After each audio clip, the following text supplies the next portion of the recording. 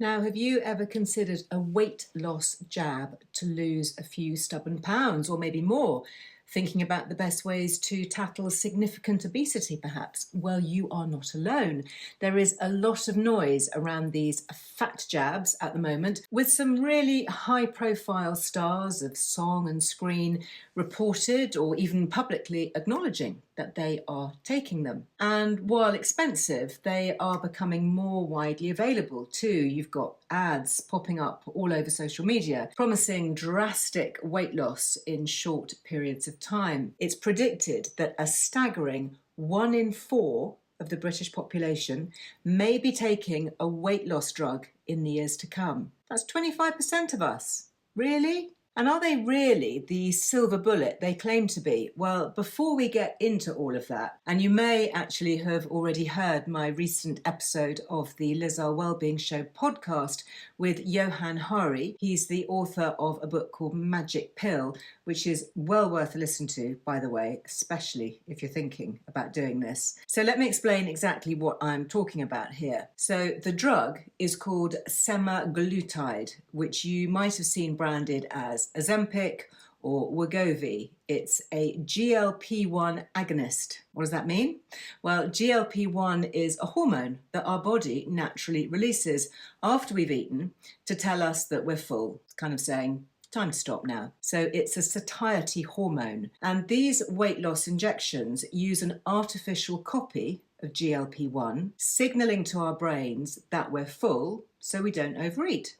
Yeah, makes sense. Well, GLP-1 also has a role in reducing glucose levels in the bloodstream. And that's why the brand Ozempic is licensed for type 2 diabetes, because the artificial GLP-1 in the injections also work to reduce glucose in the blood. And they were first licensed actually for diabetes. And then, of course, people lost lots of weight and the rest is history. Well, here is where it gets interesting. The GLP-1 that we naturally produce in our body will get diminished after a few minutes after we've eaten. These drugs, injected through the stomach or the leg, provide an artificial version that can hang around in our system for a week. Yeah, a whole week in our system. Not just a few minutes, a week. That's why you only have to inject it once a week. And because it makes us feel fuller for so much longer, it drastically reduces the amount that we eat. And I do mean drastically. Some people actually feel they don't need to eat at all. We'll come on to that. Well, a whistle-stop tour, but I hope that gives you the gist of how these drugs actually work. Now, granted, the clinical trials, such as they are, have proven that these drugs are impressive when it comes to weight loss. And that is literally because you stop eating. You have little to no appetite, depending on the dose, and the dose can be adjusted up or down, depending on the need. And a randomized controlled trial that was published in 2021, and that was nearly 2,000 people, studied the difference in weight loss between a group on semaglutide, with the dose increased over time to reach 2.4 milligrams, to those taking a placebo, a dummy pill, or injection, dummy injection. And they were monitored for more than a year, with the semaglutide group losing an average of around 15% of body weight, compared with around 2.5% in the placebo group. So for immediate weight loss, you can't really argue with those results. And yes, of course, we know that weight is a really important factor when it comes to our overall health and our well-being,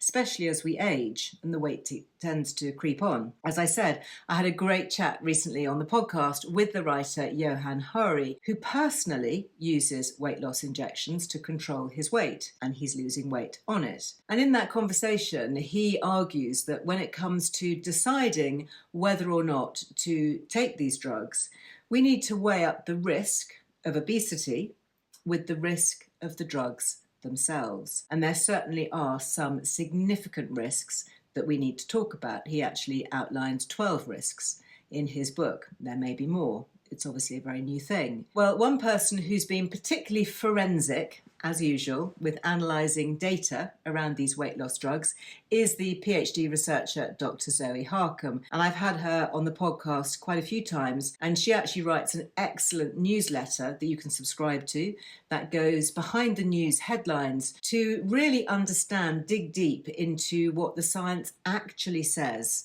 and often not just what the headlines in the journals may say. So in a recent email, Zoe outlines some of the risks of these drugs. Now, these are actually included within the patient leaflet for a 2.4 milligram dose of these drugs.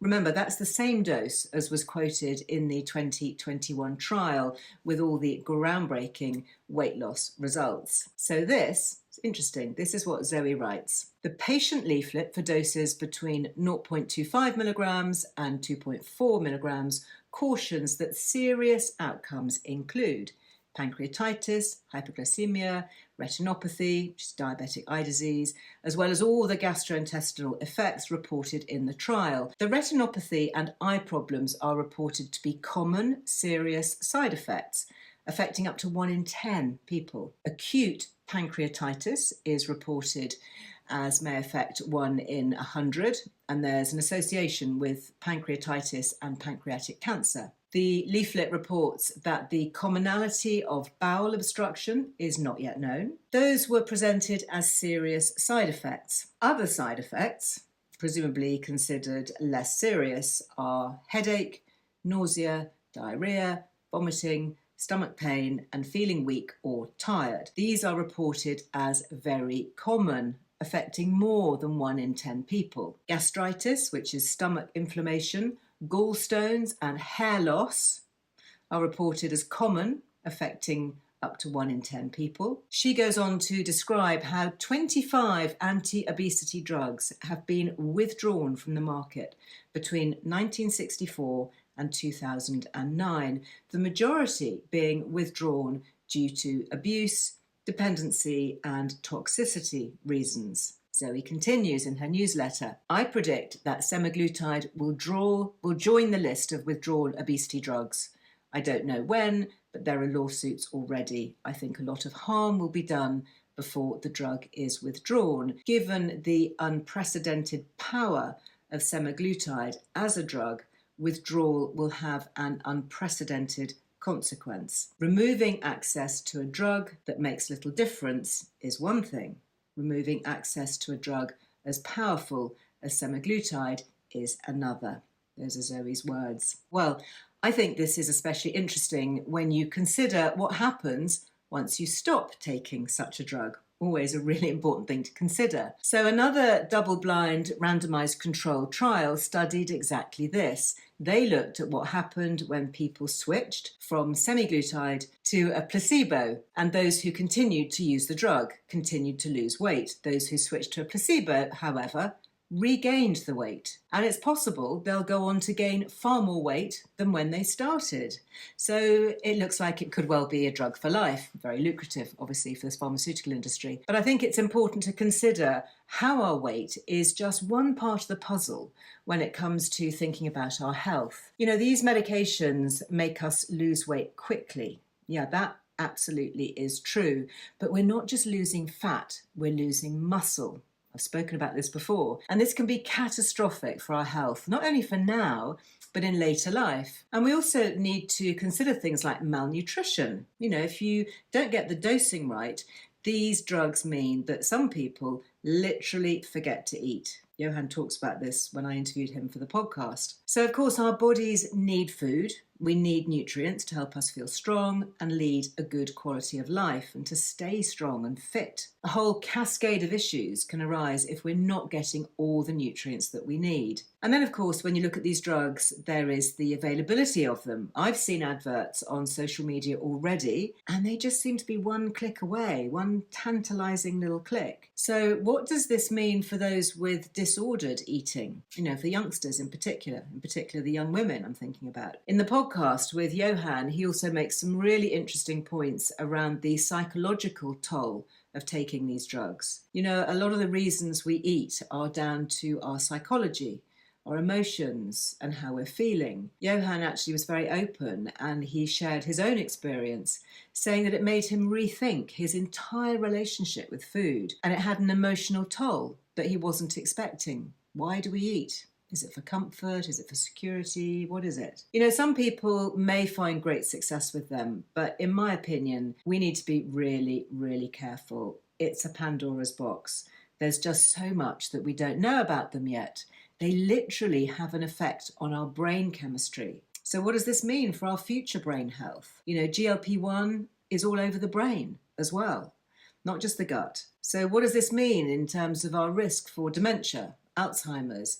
Even the world's leading neuroscientists don't know the answer to that. What we do know is that there are these GLP-1 receptors in the brain. So what happens when we flood the brain with this synthetic replica? We don't know. So would you risk this great unknown to lose your appetite? That's a question. Also, you know, there are ways that we can support our natural GLP-1 levels to increase satiety and decrease the urge to snack throughout the day, because that's the villain, isn't it? The piece here is the snacking and the fast food and the fried food, etc. So we can do this through making savvy food choices. High fiber foods, foods that are rich in protein and healthy fats can also trigger the release of GLP-1. Now, as I'm sure you know by now, eggs are one of my absolute health heroes. They'll often be the first bite to eat that I have in a day. 2 or 3 eggs are pretty much a staple breakfast or a brunch dish for me. Well, not only are eggs